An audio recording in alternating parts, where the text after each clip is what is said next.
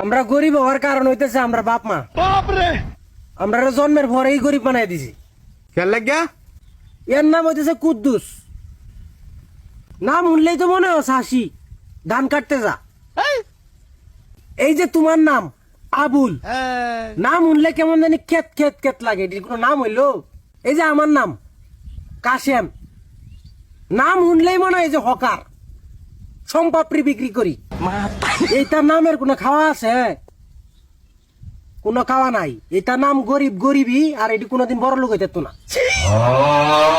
Steven jobs, নাম শুনলেই অন্যরকম ভাই ভাই, মনে হয় যে কি জানি কি তৈরি করে আলবো। বিলি গেটস, নাম শুনলে মনে হয় যে বিশাল বড় লোক।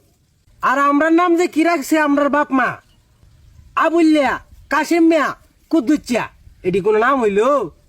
এইটা নাম কোন সেরি মানুষ যদি শুনে জীবনে বেহরত না।